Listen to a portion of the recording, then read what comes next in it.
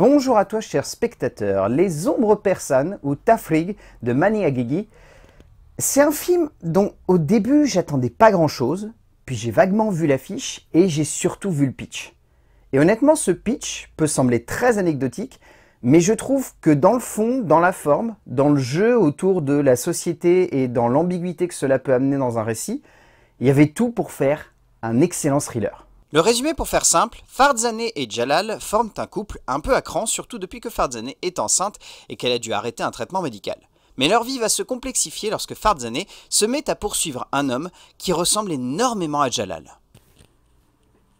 Alors ça aurait pu être vraiment bon si Mani Aguigui avait pas la petite propension malheureusement à vouloir aller dans une direction beaucoup plus dramatique qu'intense.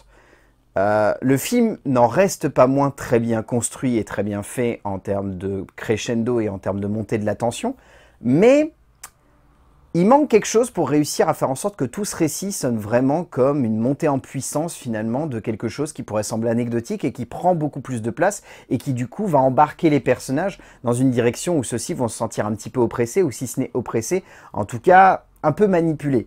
Donc il y a de l'idée, mais Aguigui emmène ça dans quelque chose de trop anecdotique pour réussir à vraiment transcender son sujet et surtout proposer quelque chose qui soit à la hauteur finalement de ce pitch. Parce que dans ce pitch, il y a tout ce qui devrait faire la générosité d'un film à la fois qui se voudrait être un bon gros thriller sous tension et en même temps une réflexion autour de la société et autour finalement de l'ambiguïté que c'est de découvrir ce genre de choses. Donc il y a de l'idée mais c'est pas pleinement abouti. Ça reste un film qui, je trouve, est très bien fait en termes d'esthétique et en termes d'intensité de montée de récit. C'est un film qui brille notamment par sa conclusion, que je ne vous révélerai pas bien évidemment, mais qui porte en elle toute la promesse que le film aurait dû être du début jusqu'à la fin. Mais clairement, en fait, le gros point noir que je peux donner, le film dure 1h48. S'il avait duré 1h30 grand max, ça aurait été parfait. Il y aurait eu juste la tension qu'il faut, il y aurait eu juste la montée en puissance, il y aurait eu juste la générosité dramatique pour mettre du relief au personnage sans avoir besoin de trop en faire. Pour moi, le film est trop long pour ce qu'il est, mais il reste un projet intéressant qui fonctionne jusqu'à sa fin, et encore plus grâce à sa fin. Lorsque l'on construit un drame sur un élément pouvant se rapprocher d'une forme de fantaisie, ou si ce n'est de la fantaisie d'un peu de fantastique, amenant ainsi une interrogation du réel et par découlement une remise en question des personnages principaux, cela peut emmener le spectateur vers un mystère omniprésent et pesant. Mani Aguigui revient à la réalisation pour un thriller dramatique sonnant comme une jolie promesse sur le papier, mais qui rapidement s'essouffle un peu, sonne comme un peu simple ou même assez frêle dans sa profondeur dramatique, mais parvient à tenir la route lorsque l'on remet en perspective le récit à la fin de celui-ci. En termes d'écriture, le film est écrit par Amir Reza Koestany ainsi que Mani Aguigui. L'écriture repose vraiment sur la construction de ce quatuor de personnages principaux. Le jeu qu'il va y avoir de les entremêler, de les opposer, de les juxtaposer durant certaines scènes, de créer une tension parce que l'un des personnages qui était supposé être là n'est finalement pas là, ou l'inverse d'ailleurs, l'un des personnages qui n'était pas supposé être là devient finalement un élément présent de la dramaturgie et peut potentiellement faire basculer le tout. En fait, c'est ça qui donne vraiment de la puissance à cette écriture, c'est le jeu justement avec ces 4 protagonistes qui vont s'entremêler les uns aux autres et qui vont amener une certaine forme de tension rien que par leur position dans l'écran. Donc ça, c'est une très bonne idée. Après, ce qui est un petit peu dommage, c'est qu'on sent qu'il y a une envie de la part des auteurs de raconter une histoire, notamment avec Jalal et Bita, qui pourrait être une idée et se tient, je trouve, durant une majorité du temps. Mais également, se perd un petit peu dans l'avancement de la dramaturgie. Et je dirais que le centre principal du récit, vraiment le deuxième acte, comme on pourrait le nommer, est vraiment structuré de telle sorte à vouloir lier ces deux protagonistes, mais c'est fait de manière hasardeuse. Et le souci, c'est que du coup, derrière, Mohsen et Fardzane, ils sont complètement sous-développés. Et ça amène pas la perspective qu'on aurait dû avoir sur ce genre de récit. Et je trouve que c'est vraiment le point noir. C'est qu'à vouloir trop se centrer sur 2 personnages, sur un quatuor, on en oublie que les 2 autres à l'extérieur qui pourraient avoir de la puissance dramatique, ils devraient être mêlés à tout ça. Et ils ne le sont pas assez. Et je trouve que du coup, le film perd de sa générosité et perd de son intensité à cause de ça. Cela n'empêche qu'il y a une fantastique scène dans un stade de foot qui est hyper bien foutue et qui amène juste l'attention qu'il faut. Mais, encore une fois, l'introduction est parfaite. La conclusion est parfaite. Ce qui plombe le film, c'est le milieu. Aguigui et Koestany offrent un scénario qui marche dans sa perspective dramatique, surtout grâce au dernier acte et par le biais notamment de la remise en question constante de la situation de Jalal et Bita, qui par le lien qu'ils entretiennent, parviennent à donner du relief à l'ensemble de la dramaturgie. Après, on sent que le deuxième acte, soit au milieu de la structure du récit, les deux auteurs n'arrivent pas à dynamiser l'ensemble de la dramaturgie et surtout se perdent dans une série d'allers-retours qui ne donnent pas assez de tension à l'ensemble et qui plombent un peu l'immersion du spectateur, donnant la sensation de suivre des protagonistes, mais ne pas découvrir grand-chose de plus sur eux. En termes de mise en scène, Mani Aguigui, ça se voit dans la manière avec laquelle il a construit sa scénographie et sa réalisation, qu'il veut jouer la carte d'un thriller dramatique, et non pas d'un drame avec des accents de thriller, comme c'est un peu trop survendu. Ce qui est un petit peu dommage parce que du coup ça s'oppose à l'écriture qui, elle, est beaucoup plus centrée sur le développement des personnages, sur un jeu de séduction, sur presque des aspects romantiques, dramatiques.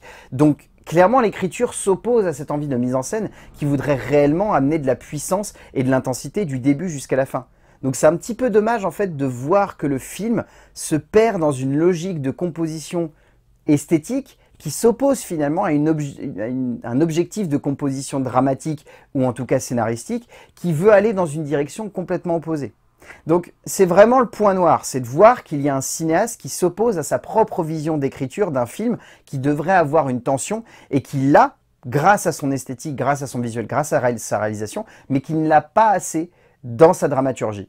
Mais passé ça, le film est vraiment léché, il est beau, il est élégant, il se sert très bien des décors, il joue très bien avec les perspectives, avec le jeu justement autour de cette espèce de pari technique qui va être d'avoir constamment à l'écran quasiment 2 fois la même actrice, 2 fois le même acteur. Et ce pari-là est vraiment complètement respecté et fonctionne. Il pourrait être un petit peu simple, il pourrait se perdre dans certains aspects, mais ça n'est pas le cas et il est vraiment très bien foutu, très intense, très juste. Et pour moi, c'est ce qui rend le film particulièrement bien fait.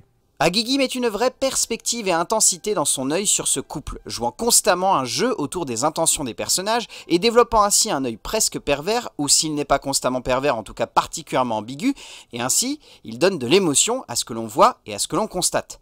Après, il est évident que le metteur en scène se perd dans la deuxième moitié du récit et ne parvient pas forcément assez bien à jouer sur les instants de suspense et les instants de relâchement et de découverte de Jalal et Farzané, ainsi que de Mohsen et Bita. Mais on pourra encore une fois se reposer sur le dénouement de cette histoire qui donne de la perspective à tout cela. En termes de casting, alors honnêtement, il n'y a pas beaucoup d'acteurs secondaires qui s'en sortent plus que ça. On va retenir Esmaël pour Reza, on va retenir Farham Azizi, on va retenir Aïd Agapour, Ali Bagheri, Souela Razavi, Saïd Shanzigen, Gilda Viski. Enfin, la grande majorité des acteurs secondaires sont ce qu'ils sont, des acteurs secondaires, voire même des fois tertiaires. Parce que le film ne fonctionne quasiment que par le biais de ces 2 acteurs principaux qui forment à eux seuls les 4 personnages principaux du scénario, et de la dramaturgie, et de la mise en scène. Enfin, je veux dire, ils sont réellement l'essence même de tout ce qui porte le film. Uniquement à 2, ils représentent l'entièreté de l'écriture, du postulat et de la proposition de ce long métrage. Taraneh Ali-Dousti et Navid Mohammadzadeh forment à nouveau un duo fantastique à l'écran, qui plus est, pour une double performance, chacun se donnant à fond pour donner de la forme à 2 interprétations opposées, mais complémentaires. Au bout du compte, Les Ombres Persanes, ou Tafrig, c'est une proposition de cinéma avec un postulat hyper intéressant, une base dramatique qui fonctionne, mais dans son exécution, c'est maladroit dans son deuxième acte, et ça plombe un peu le film. Ça n'en reste pas moins bien fait, et bien structuré, intense, juste comme il faut, et on est vraiment embarqué dans cette aventure, mais je peux pas m'empêcher de me dire que si le film avait été un peu plus court, qu'il avait été un peu mieux fait au niveau de la structure des personnages et au niveau de l'entrelacement finalement de cette double perspective dramatique, ça aurait pu avoir plus d'intensité, ça aurait pu être vraiment un thriller et pas uniquement un drame avec des accents de thriller. Mais au bout du compte, Les Ombres Persanes de Mani Aguigui, ça reste un bon film que je vous conseille d'aller voir. Je pense que vous allez apprécier, rien que pour le contexte politique et rien que pour le contexte social du film. Et après, vous avez le pitch qui reste tout de même très accrocheur. A plus!